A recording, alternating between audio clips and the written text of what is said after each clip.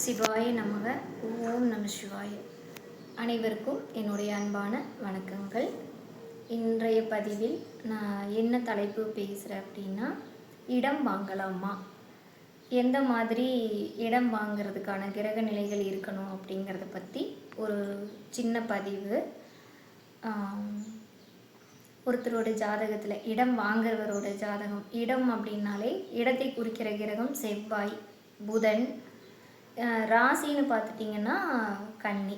So செவ்வாய் இடத்தை குறிக்கும், புதன் பெரிய லெவலில் பெரிய காலி இடத்த புதன் குறிக்கும், ராசி கன்னி ராசி. ஸோ இந்த 3 இடத்துலையும் செவ்வாயோடையோ புதனோடையோ அல்லது கன்னி ராசியிலையோ ஒருத்தருக்கு ராகு இருக்குது அப்படின்னா அவங்க இடம் வாங்குறப்ப அவங்களுக்கு இடம் கிடைக்கிற இடம் வில்லங்கமான இடமாகத்தான் இருக்கும். அந்த இடம் வாங்குறப்ப ஒரு டைமுக்கு பல கோணங்களில் அந்த இடத்த பற்றி விசாரித்து தெளிவடைஞ்சு அதற்கு பிறகு வாங்கணும்.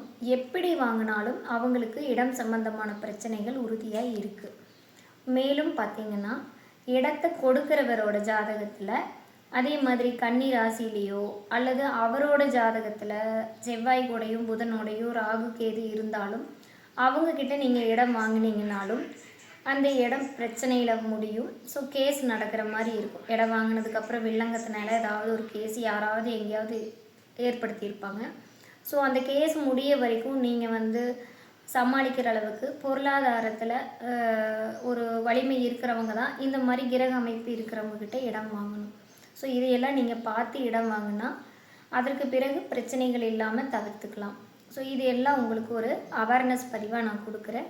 மேலும் உங்களோட ஜாதகத்தில் சுய ஜாதகத்தில் எப்படி இருக்குது, உங்களுக்கு என்ன எதிர்கால பலன்னு தெரிஞ்சுக்கிறதுக்கு கீழே தெரிகிற நம்பரில் தொடர்பு கொள்ளுங்கள். ஆன்லைன் கன்சல்ட்டிங்கும் இருக்குது, நேர்லையும் வரவங்க பார்த்துக்கலாம். நன்றி, வணக்கம். மீண்டும் அடுத்த பதிவில் சந்திக்கிறேன்.